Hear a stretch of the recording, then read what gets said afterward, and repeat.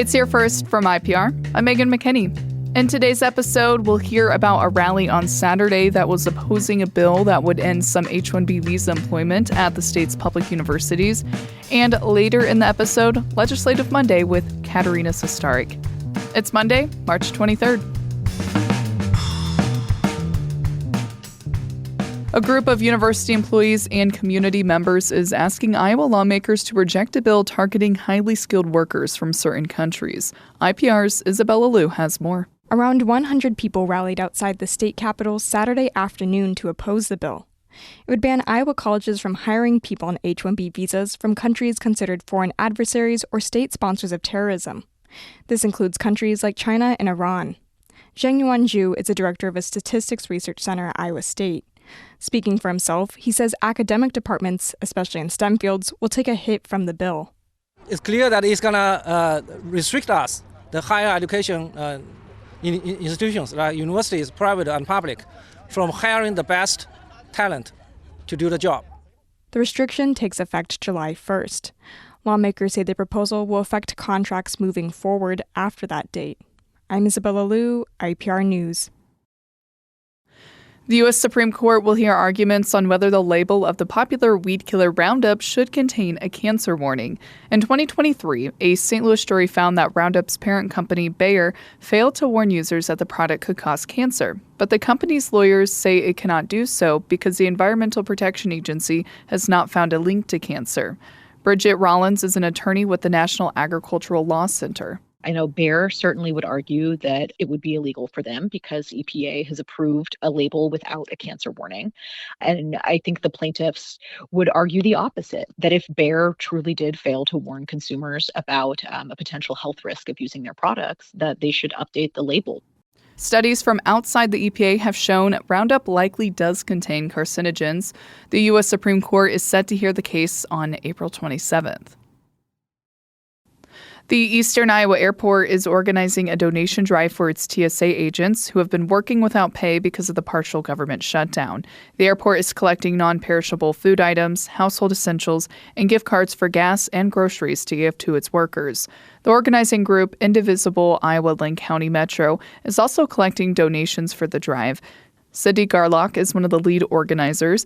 She says the TSA workers have been caught in the middle of fights in Congress over funding for the Department of Homeland Security. They're doing their job, even though they have missed a paycheck now, and it's unfortunate. They've been sort of caught in the crosshairs here when they're just trying to do their job. Garlock says members of the group are making frequent trips to drop off donations at the airport. People can drop off donations at the information desk during weekdays.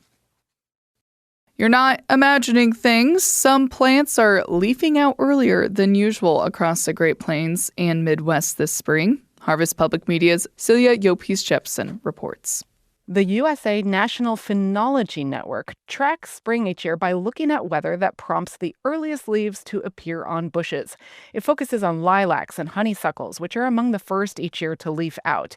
Leaves unfurled more than a week ahead of normal in January in southern Texas. After some cold snaps, the early leaf out continued into Oklahoma. Now it's happening in parts of Kansas, Missouri, Nebraska, Iowa, and South Dakota 2 weeks early, in some places more than 3 weeks early. Climate Central, a nonprofit focused on climate change, says leaf-out has gotten earlier in recent decades in much of the country, which could make allergies worse. I'm Celia Yopis-Jepsen, Harvest Public Media. It's here first from IPR. I'm Megan McKinney. Stay here in just a moment. Legislative Monday with IPR's Katerina Sostaric. Welcome back. It's here first from IPR. I'm Megan McKinney. It's a Legislative Monday. IPR's Katerina Sostaric joins us this morning to catch us up on the latest on the Iowa legislative session. Good morning, Katerina. Good morning, Megan. HMO health insurance plans could see a tax increase under a bill passed by House Republicans. Why are they supporting this tax? House Republicans say while they usually don't support raising any taxes, this one is important because it'll help the state tap into more federal funds to help pay for Medicaid. And that's the government-funded health insurance for people with disabilities and low-income Iowans. And GOP leaders say the state is facing a potential $600 million Medicaid budget shortfall over the next 5 years. So this bill would temporarily bring the tax paid by insurance companies on HMO premiums from less than 1% to 3.5%. And House GOP leaders say this is a responsible move to ensure the state is fully funding care for some of the most vulnerable Iowans. What has the debate over this bill been like? It's been pretty intense. Insurance industry and business groups that are usually very aligned with Republicans at the state house have been publicly criticizing this bill. They're saying it's not good for the state's business climate, and insurance companies will have to pass these costs on to Iowans and employers. And there was even a pretty big split within the House GOP. 10 Republicans joined Democrats in voting against the bill. Democrats said the bill will cause some Iowans to become uninsured because it'll further drive up insurance premiums. Republicans shot back, and they said insurance companies have raised premiums even when the legislature cut their taxes. How likely is it to pass in the Senate? Well, Senate Majority Leader Mike Clemish was asked about this last week, and he didn't commit to holding a vote on this bill. But he says they'll discuss it more this week, and they don't have much time because lawmakers face a deadline at the end of this month to pass the tax hike and submit it to the federal government for approval. How's the tobacco tax bill doing?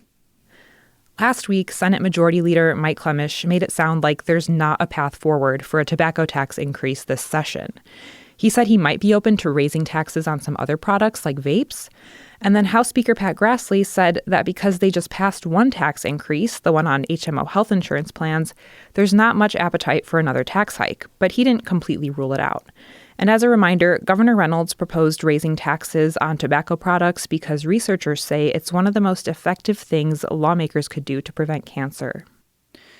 A bill that would limit governor powers is being expanded. What was added to that one? Well, the House passed a bill that would prohibit the governor from closing businesses and places of worship, changing election policies, and requiring a vaccine during a state of emergency. So that's inspired by the coronavirus pandemic.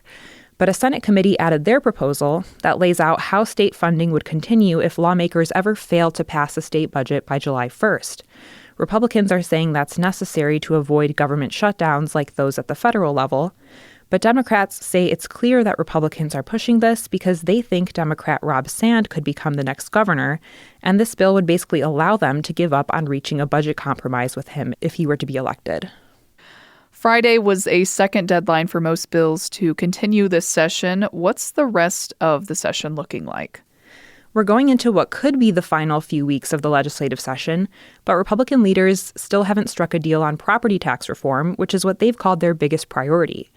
There also hasn't been any movement for a long time on addressing the use of eminent domain for carbon pipelines. Speaker Grassley says the House and Senate are at a stalemate on that issue, but he wants conversations to continue. And lawmakers will also have to pass a state budget as they're facing $1 billion deficit. So they'll be trying to get all those things done while finalizing lots of other bills and getting them to the governor's desk. All right. Thank you for the update, Katerina. Thanks, Megan. And thank you for taking the time to be informed with Here First from IPR. I'm Megan McKinney. I hope you had time to enjoy the amazing weather over the weekend. It did get a little chilly. It is a little chilly, but it will warm up. Have a great Monday.